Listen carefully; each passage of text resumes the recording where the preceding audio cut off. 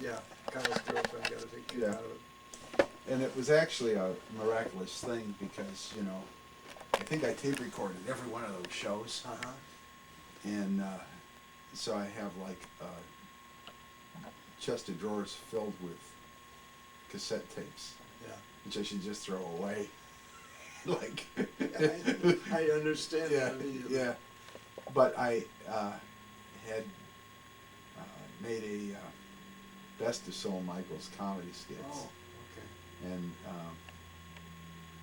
I put it on a mini disc, and it happened to be like on top of all my recording stuff. So it was the first thing I checked. Yeah, it was pretty good. Pretty I good. put a couple other did you? Norm Wheeler's. What was it? 7 Days of Creation. Okay. And they did it at the Soul Michaels Festival. It Okay. was pretty good. Yeah. And It's Brahma good. I think the Baba, but had Joe Malash and I think Ingmar were there, Oh. or maybe it was Rick and Joe Malash. It was a real odd collection of people that day. That'll be fun. I look Yeah. forward to listening to that. Well, yeah, there's a small select group of people who think it's funny, so. Including me. Yeah, That makes three of us. I know. We play to a small audience. Yeah.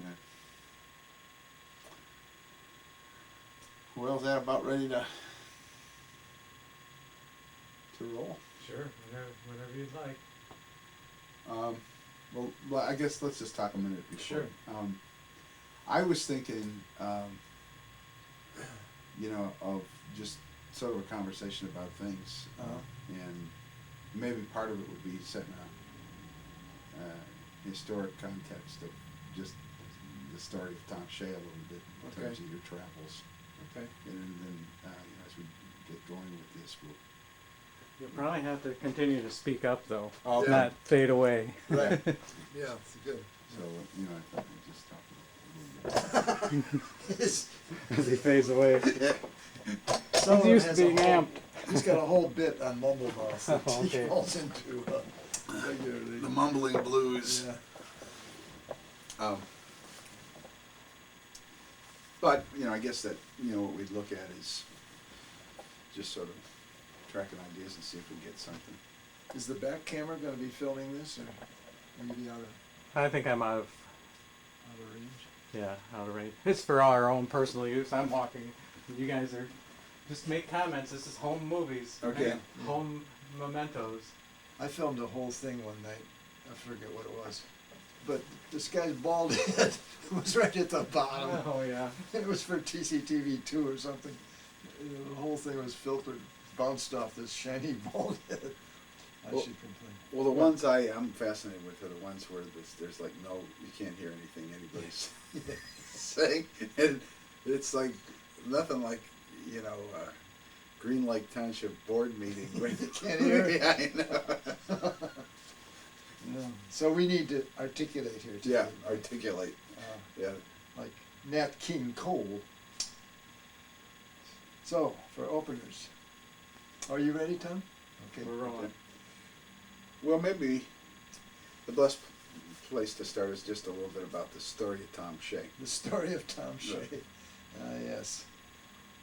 The story of I've wondered about that myself. The story of Tom Shea. Now you're talking about sort of biological.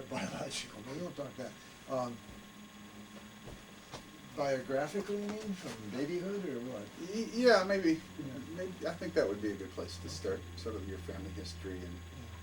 Would you ask me questions as we go along? Yeah. It might not have anything to do with what you're talking about, but Yeah. Well, born 1929, August 6th, just before the stock market crashed in April of that year. My mom had already had 3 brothers. I was the youngest of 4 boys, 6 years behind Brother Bob. And my dad's family, half his siblings, immigrated from Ireland somewhere around the late 1860s. He was born in Cleveland, Ohio, with his younger branch of his siblings in Newburgh, which was the Irish portion of of the Irish ghetto in Cleveland in the 19th century. So he was born in 1879. And my mom was born in, I think, Massillon in 1893. We're an old Cleveland family. As a little kid, you know, like Dad was 50 years old when I was born, so by the time I got to some level of consciousness around 4 or 5 or 6, I was looking at what I thought was an old man, you know. Now I realize he really wasn't that old. But to one point, when I remember coming home from kindergarten, because Dad would sleep hard, and when I'd leave for school or whatever, he was sound asleep. And I had this fear that he was dead in the morning, you know, when I'd go into school. And I'd come home, because the school was in the neighborhood, you know, to make sure that he had gotten up and gone to work. So that was kind of an early fear, which was totally useless because he lived to be 87 years old. Then it was a quiet time in the 30s because of the Depression. They had built the brick lining of blast furnaces, and there just were no blast furnaces being built in the 30s. So how he survived, I don't know, mainly on World War I Liberty bonds and some kind of work that he picked up along the way. Because by the time I was, say, 10 years old, my older brothers were in college, or one of them was in college. He went to St. Michael's in Toronto, where I was registered much later on to go. And Bill was in art school, and Bob started getting his flying license when he was in high school. He'd deliver enough meat to get $3.50 and go out and get a lesson. And so that he had his flying license when he was 17. Those were the days of the single-engine Piper Cub. But one influence in our family was the aeronautics, because we'd go to the Cleveland Air Races every year. I think I told a story recently that there was a Great Lakes exposition. It was kind of a preview of a tryout for what would happen in New York, I think, in 1939 and 40. And this must have been 37, 38. But one thing that stuck out of that in my mind, besides Billy Rose's Aquacade, was that at the far end of the exposition, right by the lake, there was a like scenery, like a Hollywood set of alpine mountains. And when we went down there one day, I looked up, so I may be 10 years old, or whatever, 9 years old, and there are machine guns and sandbags up in the mountains, you know. And so I asked my parents, what's going on? And they explained as much as they could that labor unions were organizing, and there was a concern for violence because of some of the organizations going on. At least that's what they said they were up there for. So obviously that got planted into my brain, and I think I've had a penchant for the history of labor and for the work of the labor unions and what they've done for this country, you know, how they've organized. And as you know, one time on Soul Michael, I think I brought labor songs to bring some of that history out. So I went to the Shaker school system, which was at that time highly under the influence of the Dewey Progressive Education as a public school. I went there from kindergarten through 9th grade, and you could tell even then that some of the teachers weren't buying into it. Some of the, like in 7th grade, our English teacher combined with art, and our 7th grade, we wrote the script of Paul Bunyan and the Great Blue Ox, you know, and we made the puppets, and you know, it was like a total immersion into that story, which was kind of neat, and because we were doing things with our hands as well as, you know, reading the story. We obviously did other things in both art, 7th grade art, and history, or you know, literature, but that would be an illustration of the progressive aspect of the school. However, I can remember Baldy Hatch and a couple of the teachers who were much more traditional. You know, now you will read Ivanhoe, like it or not. So now you will study American history, like it or not. So there was that kind of tension, and I think they eventually swung back to a more traditional type of education. It was neat as far as I was concerned, because the report card was a handful of, you know, in junior high school you're taking 7 or 8 subjects, and general science and wood shop and all the rest. The 8.5 to 11 piece of paper on every subject with all these things down the side. Use of materials, character, interaction with others, you know, all these things. Mm. You know, later on as a teacher, I thought, thank God I don't have to do that. But, you know, when my parents would get it, they couldn't figure, well, no, what's this all about? So, no worry about, you know, F's and D's and those kind of things. That's until I got kicked out of the junior high school band for using the mouthpiece as a pea shooter. So, you know, that's childhood and, you know, adolescent. But by 9th grade, another kid and I, his cousin was going to a Catholic high school, and, you know, we said to each other, you know, you hang out, you run with these kids in your neighborhood. And he lived down the block. And we figured out that, you know, we go to school at 8:30 or 9 and get out at 4. Not all that much is happening. You know, we played lightweight football and stuff, but it just felt like we were not a good use of our time. So he signed up to go to Cathedral Latin for 10th grade, and my parents, who somehow had been connected with the Jesuits, said, no, you're not going to Cathedral Latin, you're going to go to St. Ignatius High School, which is a building on the near west side built in 1887, I think. So, you know, when I first went over there, here was this darkened building through the soot of the steel industry over what was there, 1944. So, you know, 75 years anyway. It was a darkened building. What happened? John Carroll University started there at St. Ignatius College, and the old European view of education, or the way they did it, is you went to school for 6 years and you got a lyceum degree, which was what we would call high school and the beginning of college, or maybe community college or something. So they were on that principle when those German Jesuits started that St. Ignatius, and that was still over the front door of St. Ignatius College, and it's still there today, etched in stone.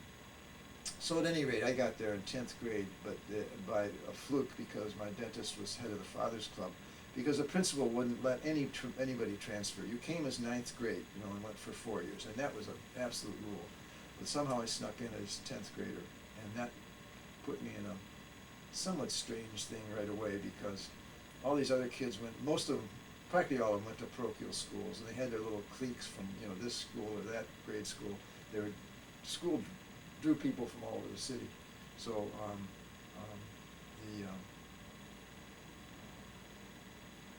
they were kind of already formed, you know, and I was the new kid.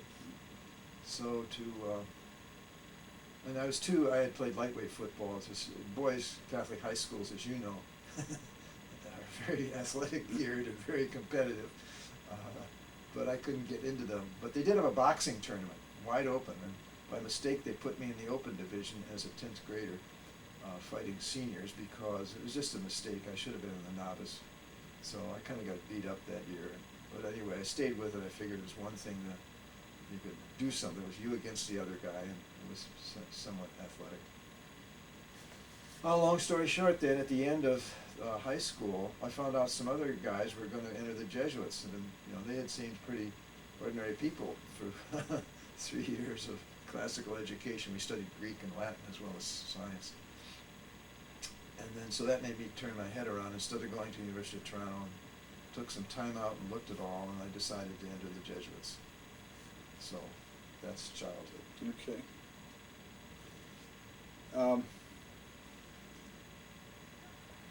Well, I guess the boxing, I haven't heard that part before. I didn't know the boxing.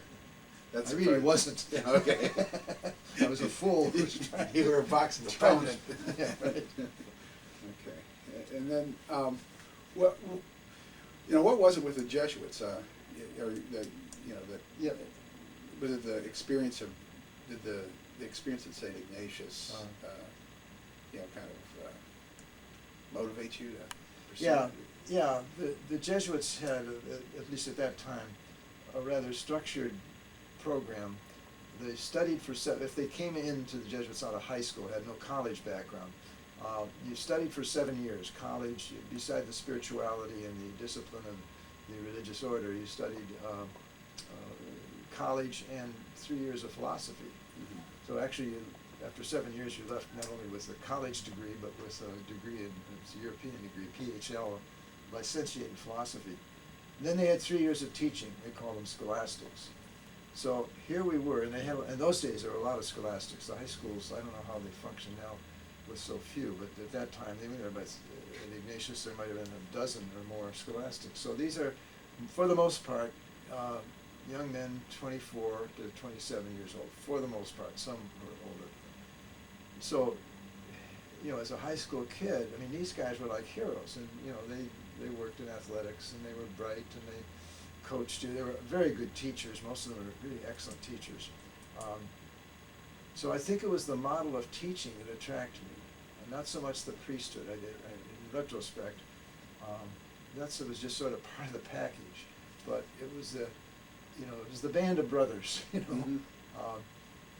and the idealism, and you know, we knew that they were missionaries largely, but there was just a lot of enthusiasm there. And you know, and I met and made a retreat, and felt in that retreat clearly that there was a spiritual calling, that this is one way to live out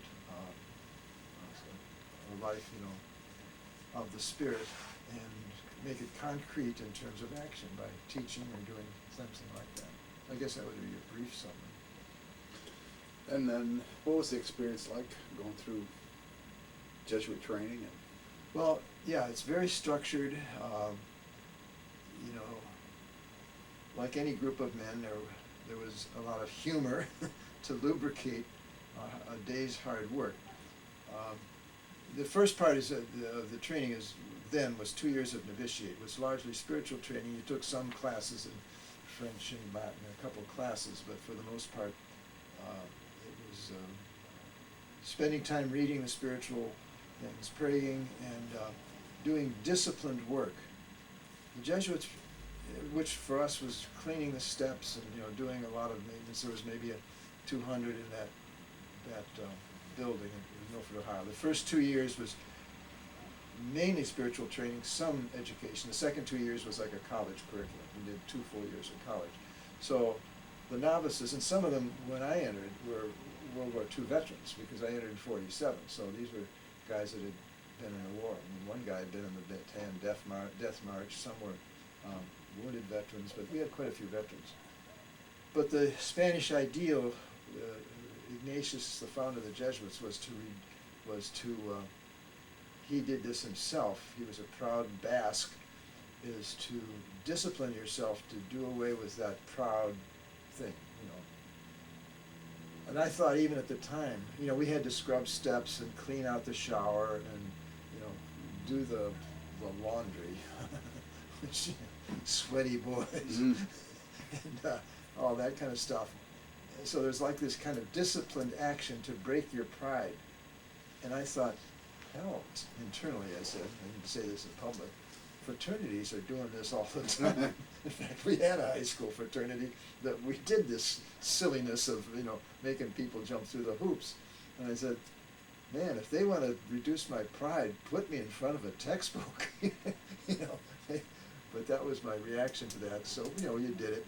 And it's a closed system, and you made a choice. And obviously people left along the line. At that time, the way it was set up, and we had a 50-year reunion of our class some years ago, and the process, people that left felt really guilty. You know, you were free to leave, but it was sort of all on the sly, you know, that it was, so that was not a cool thing, because I think as a result, maybe some people should have left and didn't. I still have great esteem for the Jesuits. I have no anger for my, you know, I did leave them eventually after 30 years, but 30 years? Yeah, 30 years. But never I have great esteem for them, and like the veterans I'm working with now who come back and say, war changes you. Well, the Jesuits change you, and you don't leave it. I mean, you can leave the order, but still have a mode of thinking, and you know, after 30 years, just a way of being, kind of.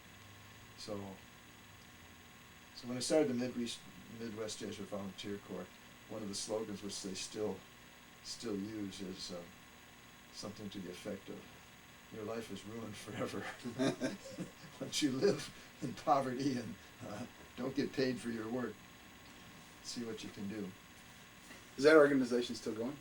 Oh yeah, yeah. In fact, I started it as a Jesuit, but obviously the institutional Jesuits supported the whole process. But I started it in Cleveland, but now it's through the whole Midwest as far as St. Louis and Wisconsin, Minnesota. It started in Oregon, up in Alaska. So the Jesuit Volunteer Corps started there, and I went out and studied it. And then both the Maryland province and the Detroit province of the society began at the same time in 1973-4, I think it was. We started it.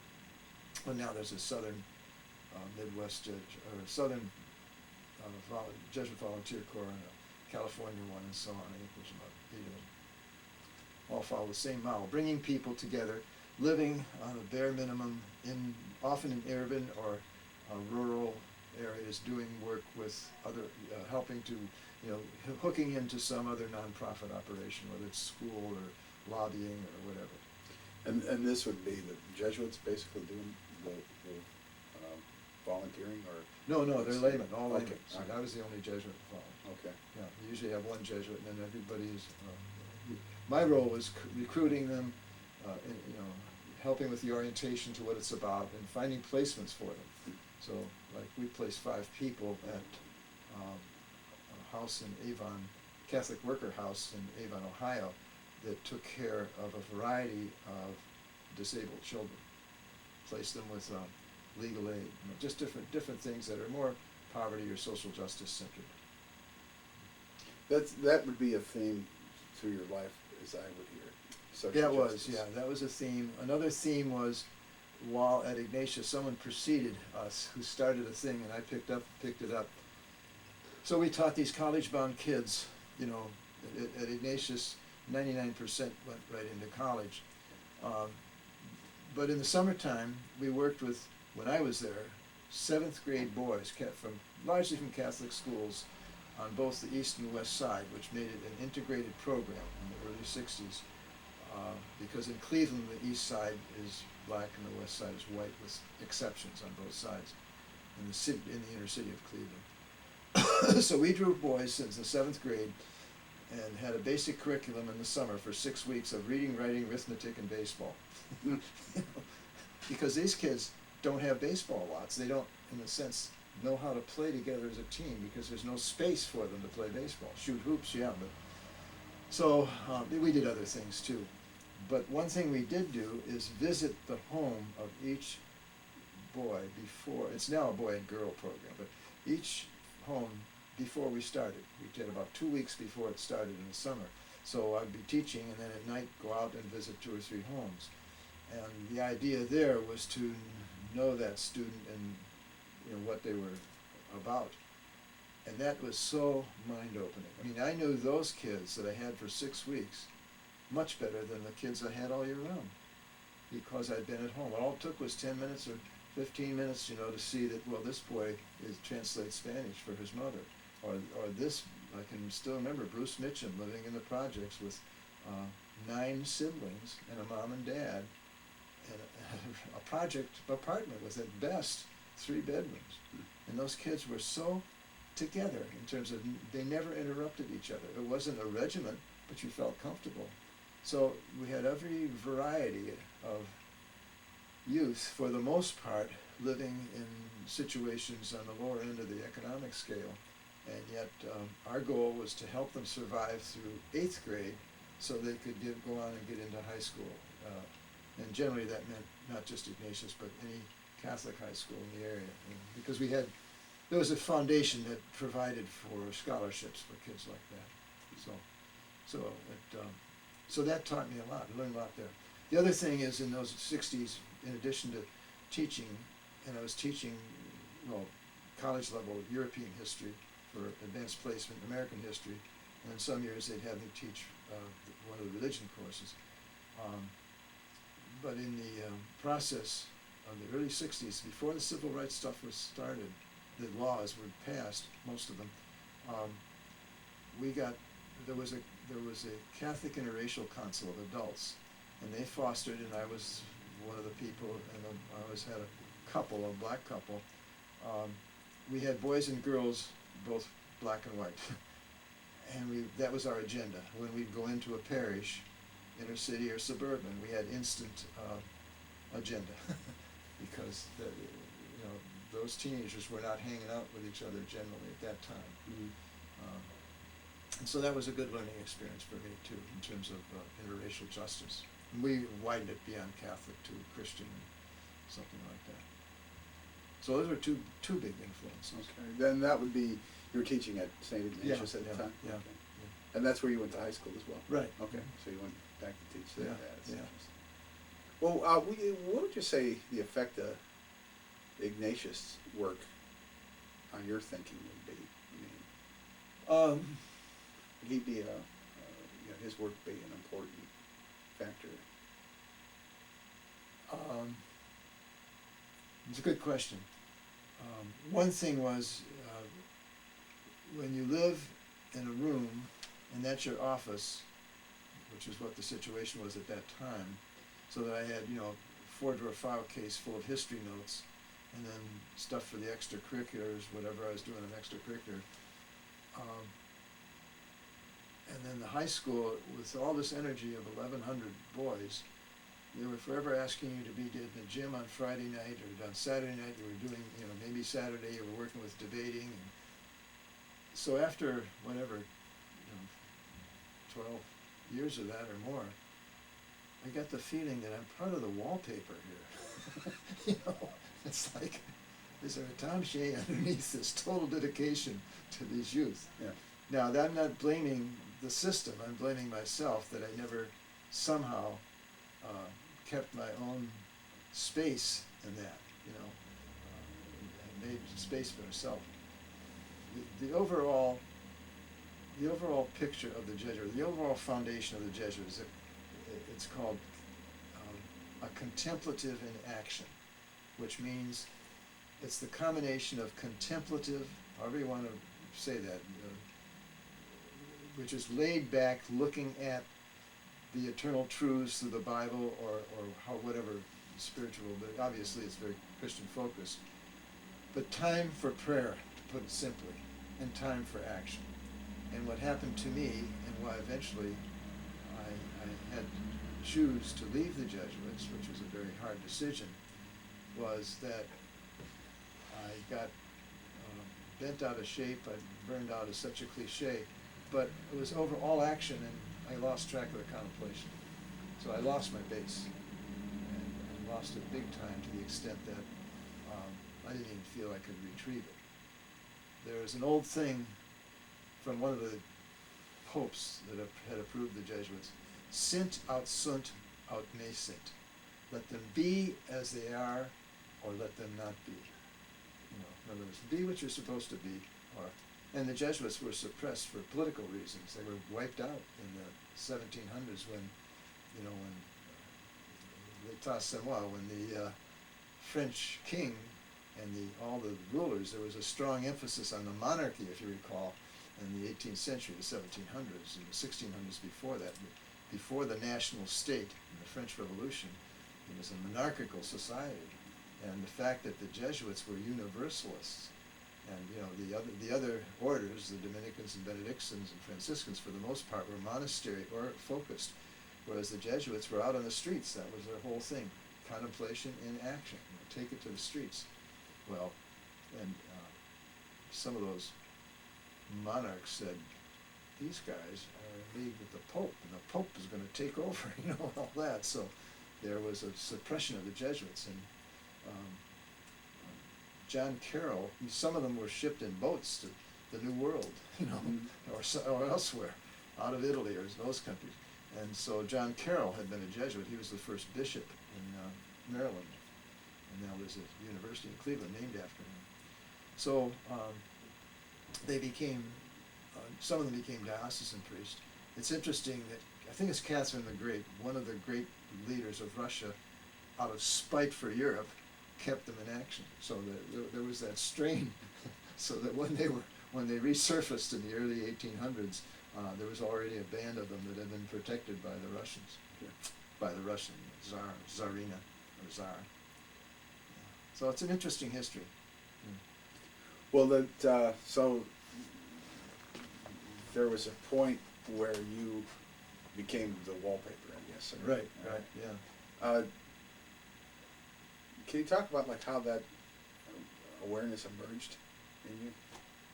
Well, part of it was easy enough. It has emerged when you suddenly don't find time for anything. Okay. You know, it emerges with an overload. In addition to that, I was being asked to counsel people. You do retreats for the nuns, you know, and I was never trained as a counselor. You know, so somewhere there was an underlying need there, which I was trying to deny and trying to separate so I wouldn't screw up somebody else's head. Okay. And I think that eventually broke down. That, in fact, I can remember one of those, and it was a time when the sisters were leaving, after the Vatican Council, Okay. in the 70s. And so I tried to do my best, but in retrospect, later on I did a training up here that the bishop asked for, and there was a guy who had been a counselor who became a priest here, and he had a rule, and he had been a counselor, a school counselor, and he had a rule when a person came for counseling, 2 hours, you know, 2 one-hour sessions, and then you go to a hired counselor. See, so I wished I had done something like that, but I never knew about transference. You know. So some of these people, because I was compassionate and listening and stuff like that, transferred their affection and so on to me, and I didn't know how to handle that. So that was a big learning. So that was part of the wallpaper, you know, I was just, in a sense, by my own ignorance and personal needs, was becoming inept in a sense, you know, objectively. And then same thing with the boys, you know, that this tremendous demand all the time to be doing extracurriculars and, you know, working weekends on correcting papers or writing these essays or correcting essays, and just all of that added up, plus the extracurriculars I loaded on. Here's a transfer. The Jesuits gave, they supported starting this alternative school, the School Without Walls, which is probably one of the most moving parts of my life experience. To begin a school that's so radically different than regular high schools, where we just use the whole city as our classroom on an experimental basis. And you know, I'm deeply grateful for the Jesuit leadership that allowed us, another Jesuit myself, to do that. But what did I say? That was an example of. Oh, at the end of it, I even got permission to write a book on it. Okay, wow, what a gift! Have a year to do what do they call, sabbatical, to write a book. Well, maybe a tactical error to stay in Cleveland and write the book. I should have picked up all my papers about the book and moved somewhere else, because you sit there with the typewriter in those days in the morning and start writing, and some days it's hard to write. But golly, there's this school board campaign going on. It's a true story, and there's a very well educated African American on the east side that I had worked with. He was running the Urban League when I was starting the experimental school, Without Walls. We became very good friends. We had mutual friends, and he's running for the school board. He'd be an obvious candidate for it. So you get involved in his campaign and just keep adding these kind of things, picking up, you know, social do-goodism, and as a result, the book got written, but a good book needs to be rewritten. I sent it out, and you know, it had gone beyond. A couple of people who had published books in that area wrote back and said, the alternative education, it's on its downward swing, you know. So even though our school lasted, what was it? I forget. Most schools then lasted 18 months. This one lasted 12 years. Right. So. Was you at the helm the whole time, or? Oh no, I was just there for 3 years, and it passed on to other people. But it too did run down. But it was amazing survival, because you're living off of foundation grants and stuff like that. We didn't have any. There was not much tuition, and there wasn't any tuition. Anyway, that was that experience. tells me something, that it was in my nature to be active, just for whatever reason, versus contemplative, like writing a book. I was living with a guy. We were living not in with the big Jesuit community, but we were living in a house with, and he was writing a book on film. And, he finished his dissertation. So. Did your friend get elected to school board? Yeah, no, he didn't. But he got the most votes of a black candidate on the west side. I felt good about that. Okay. But yeah, no, he didn't. He was too dangerous. School boards, anyway. Now, would this have been the period after the book? Was this just prior to you coming up here? No. After the book, actually, during that same year, the provincial local head of the Jesuits asked me to start the Midwest Jesuit Volunteer Corps. So, Okay. I had from whatever we ended in usually late June, we ended the experimental school. So I had in late June, and then by March or so, I was on to the next job. Okay. And so I spent 3 years with the alternative school, 1970 to 74, probably 74.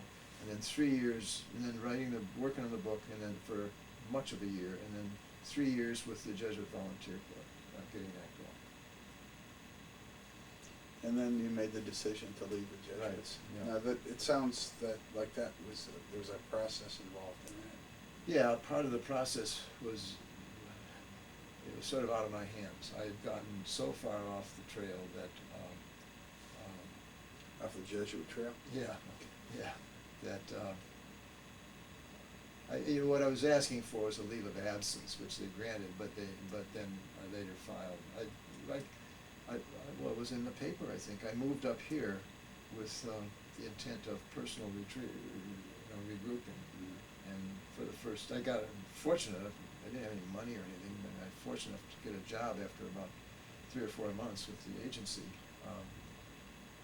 But I just did that job, which was containable, and then walked beaches and listened to public radio and read a lot of books, read a lot of Graham Greene and other books, and lived by myself. So for about 2 or 3 years, I didn't meet Darlene until, so I came in 77, and I didn't meet her until 1980 or 81, maybe. Well, the personal regrouping. Yeah. What was your formula for personal regrouping? Basic maintenance, I had a place to live in, which was the cheapest place in town I could find in a week. How this guy ever, there was a 4-unit rental, which still exists, and because I'd follow the paper. I mean, I came here with $800 in a second-hand car, after that was a small rationalization, but one reason I left too was I had been taken care of, and I had been working with people living on minimal income. And so I said, you really need to test this. What can you do as a layman? Can I do this social justice work as a layman? That was one of my goals, so that was one of my things, was can I do social justice as a layman, where I'm not physically and spiritually and emotionally supported by the institution, And that's no criticism of the Jesuits, because obviously there's guys in the Jesuits that have done a lot more social justice than I ever have or ever would be in my whole lifetime. So it's just that I wasn't apparently able to do it that way. So that was one of the processes and one of the goals. What can you do as a layman with a regular job in terms of social justice? And a lot of people are asking themselves that question, and it's not a simple answer. But I've been fortunate. I remember,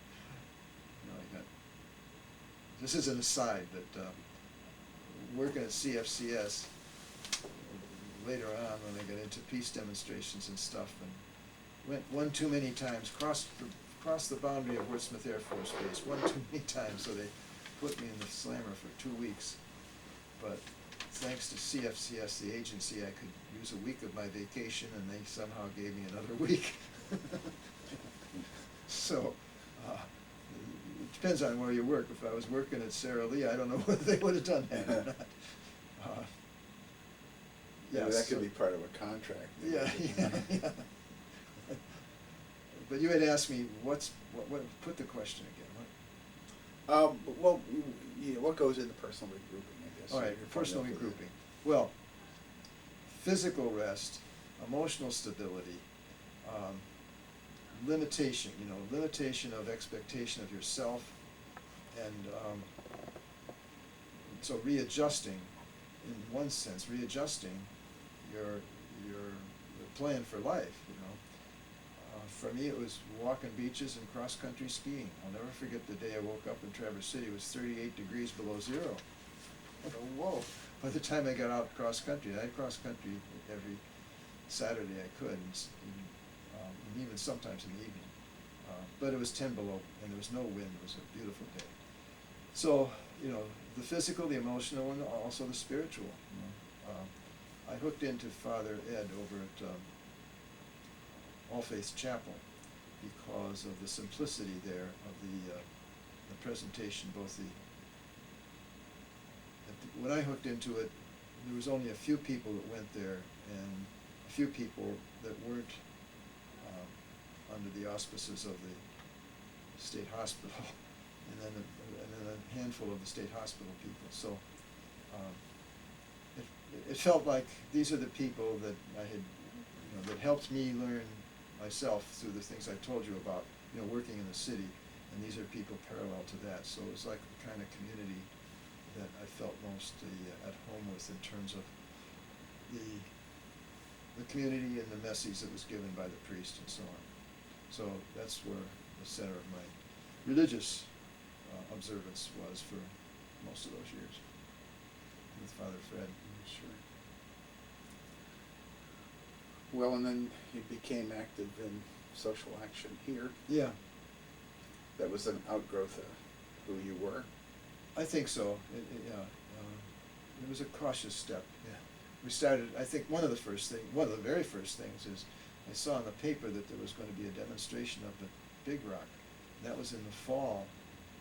I'd come here in the summer of '77, and it was December 4th, 1977, and I had been out with my friends Jack and Carol Lawyer in New York State a little bit that summer for about a week or two, and Dan Berrigan came to the Catholic Worker House in Syracuse, near where my friends lived, and I heard Dan Berrigan give a talk. I can still remember part of it. It was the time of that James Jones who took that group to Latin America and getting cyanide.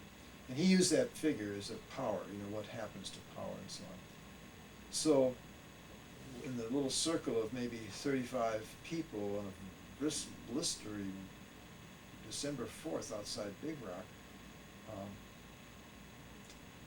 I just told a little bit. When it went around the circle and talked, I talked a little bit about Dan Berrigan, and then a voice from across the way say, "Are you the Tom Shea that taught at St. Ignatius?" And it was a kid that I had taught. He was down somewhere in one of the outlying counties up here working with disabled kids. Dave Price. I was amazed. I've only been away. They're chasing me down. They find you. Yeah. So that's what happens. And as I said yesterday, Cesar Chavez says, "You work for peace, you never lack for friends," and that is so true. So very, very true. Mm-hmm. So it started with Big Rock here. Yeah, it started with Big Rock, and then it was the somehow. Oh, I think it was at the agency. I think it was Doug Cole that said they were trying to start a emergency lodge here, and it was a couple people from Grace Church. Joe Nyman was one, and he was a well-known figure from Traverse City here, who was on his way eventually to become an Episcopal priest. But Ralph Orcutt was the other one, and as I got to know Ralph and Fern, who's still alive, Ralph had been a CIA officer, and Ralph and Fern helped us start a year later. ago, let's see, 77, probably about 2 years later, because of their connection, they lived in Washington, D.C., with the Church of the Savior there that had this program of the World Peacemakers. So that was really our first venture, my first venture, and by that time I knew Darlene, who was also Episcopal, Ralph, the Orchids were the Grace Episcopal. We started the Grand Traverse Area World Peacemakers, very, very highfalutin kind of name, Mm-hmm. but it was usually about 6 or 8 of us. And one of our first ventures, which was mentioned, was to get, Darlene knew the sign company people, so we got a donation from them for use of 10 signs. All we had to do was pay for the construction. This is a billboard, and we had this beautifully designed, simple billboard that said, "Pray for peace." So we had 10 of those around the city. That was our first venture. And for 10 or 12 years, they had a very simple, they had a really good guidebook. The Church of the Savior is interdenominational. It wasn't any particular, Christian denomination. It's kind of standalone thing. But one of their people was Richard Barnett, who had written Global Reach, which I had read out of the New Yorker magazine in the early, it was probably late 60s, early 70s, maybe early 70s. And that told this whole global thing that's happened now in terms of the globalization of corporations. I can still remember his examples about how Coca-Cola already had its foot in all over Latin America, and then when we went to Mexico and Chile, everything was Coca-Cola. It's like Pepsi won China and Coca-Cola won Latin America or something. But he had all that global reach. Well, he was part of the Church of the Savior and put the action, he was the think tank kind of, and he was with the Washington think tank, a progressive one, but put that underlying historical and political basis for the stuff we did. So the formula for the handbook, which some of the stuff on nonviolence I still use today that's in there, the discipline of nonviolence. But to boil it down basically, while it was it related to Scripture, but essentially the principles were your inward journey to peace and your outward journey to peace. So every one of our meetings we begin with 15 minutes of silence. We met every 2 weeks, reflecting on what has been our inward journey to peace. And that's where the nonviolence training came in. Part of the inward journey was each day was to look at what made you angry the day before and reflect on that, and what were you defending with that anger. Anger's okay, but often it's applied as a defensive mechanism for us. So that's one of the beginning principles of nonviolence, and they have a sort of a 6-step kind of thing to where you reflect on yourself and build yourself internally to a peaceful state. A peaceful state doesn't mean quietude. It means taking care of these many different. Well, the author of this thing, she had a book called Our Many Selves, and I always pictured a stage on which there are all these, the little professor and whatever you want to name them, all these different characters acting out inside of us. So you're dealing with that on the inward side. So at our meeting we'd have 15 minutes of silence and reflect on our inward journey, and then share that, whatever we chose to share of our inward journey, and then we look at our outward journey. What are we doing for social justice and peace? Well, as our group went on, we never got more than 8 or 12. Jim Porter was in it for a long time, and other people. Some came for a few years and would move elsewhere. And one couple, the Williams, they were with us for a while, and then they went to the church that they belonged to, which was the Peninsula, not Presbyterian. Congregational? Congregational, thank you. And they started a group in the Congregational, then Sells started one at Central United. So, they spun off into their own churches. Mm-hmm. But we always kidded about what a small group we were, and in the newspaper and everything, the Grand Traverse Area World Peacemakers are and we're the ones that brought Michael Moore here way back when he was still scrambling with the Michigan Voice newspaper. Or even before that. This was when he had been in Nicaragua. It was before he started the Michigan Voice. It was when he was still with the Flint Voice. So we did these kind of things as part of our external journey to peace, our outward journey. And then finally, as we got older as a group, we defined ourselves as conveners.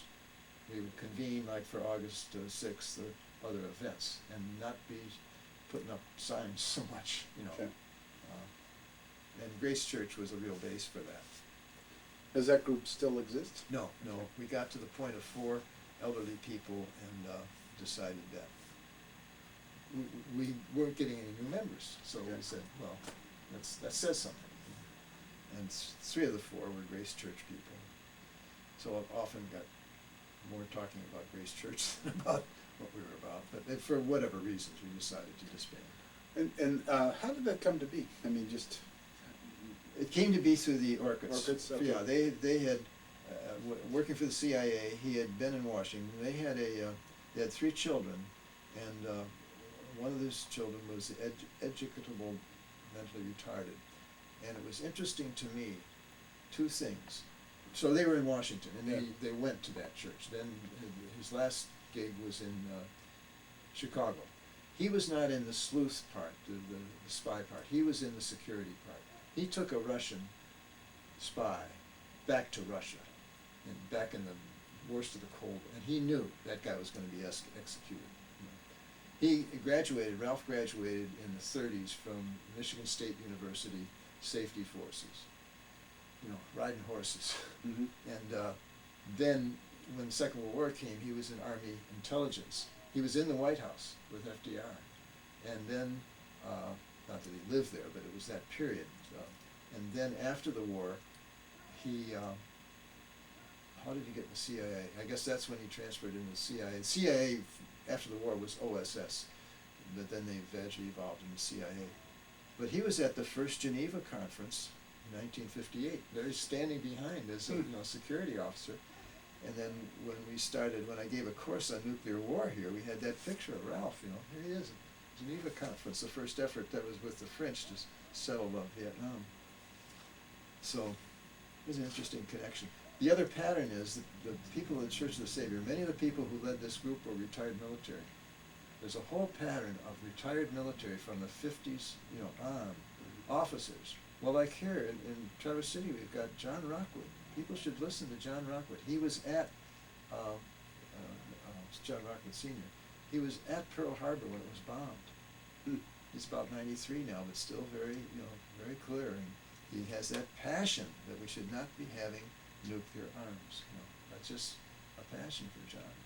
And he and another guy, Admiral LaRoque, who was buddy in Pearl Harbor, they started with others the Center for Defense Information, which was essentially retired military who saw the error of building nuclear weaponry, not simply for the damage it did, but for the cost.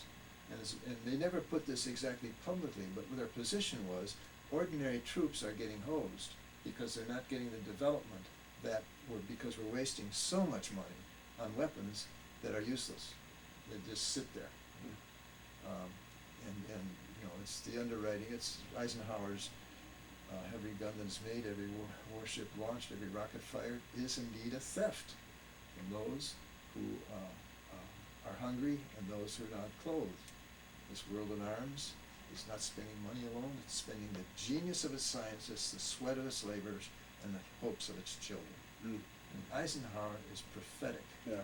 He's the one that invented the military-industrial complex concept.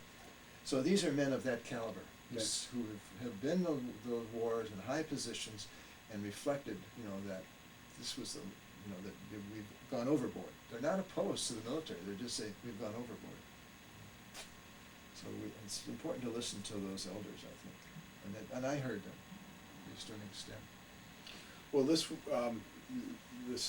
Grand Traverse World Peacemakers. Then, where do you see the future of these kind of initiatives going? You mentioned that people moved on in this group. Well, I think in the Grand Traverse area we have a wonderful flowering. I mean, the work that's done where we were yesterday at the Neotawanta Center, the nonprofit work for education and exploration and action, which is not politically sectarian or whatever you call it, on peace and justice and environmental issues. The Mideast Just Peace thing that's grown up in the network. So we have a number of networks here. Carol's still carrying on with that whole effort, global effort to not to use nukes in space. And that whole program's run away, and yet we have voices saying against it, speaking against it. And I think,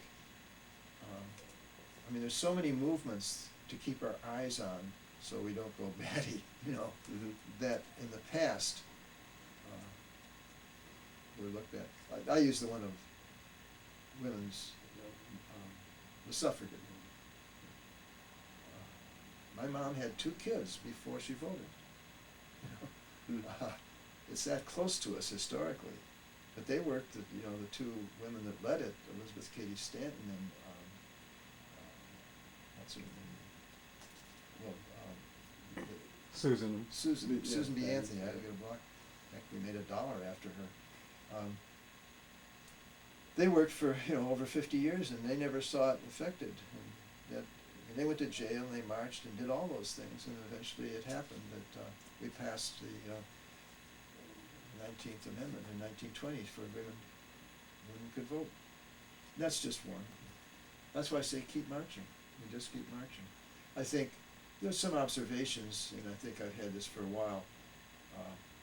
In Europe, when they want real change, particularly in France, they have a general strike. In other words, labor and students and others get together and say, you're not meeting our demands here. So they don't go to work for a day. Milosevic in Serbia,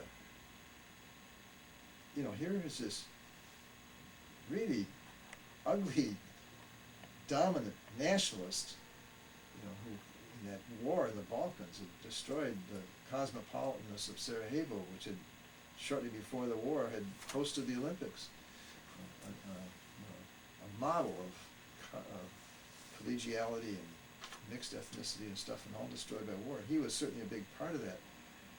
Well, then the people, he was mayor of Belgrade, and the people of Serbia went on a protest and strike and everything for 54 days, including a fast. They got rid of him, and then eventually turned him over to the World Court. So it works. That nonviolence works. This is a little aside, but you ask, where does this peace movement going?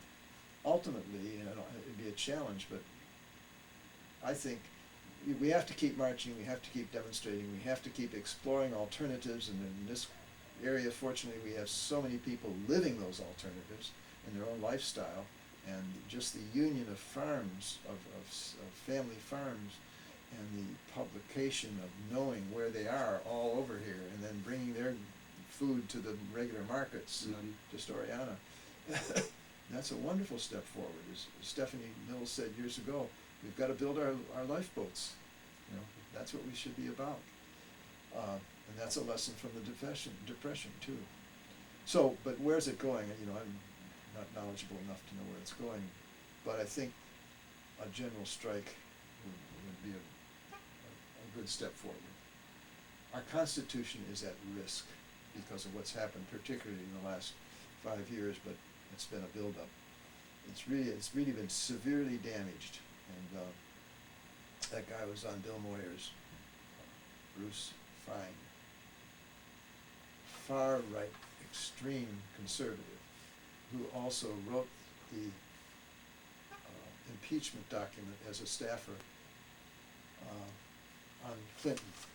But you watch him, his passion, saying that it's not Republican, Democrat, it's that our Constitution has the impeachment as it's like he uses the health method. It's like medicine for the broken Constitution. It just needs and has to happen, or we've got a damaged republic. We have a Constitution that will carry on as severely damaged.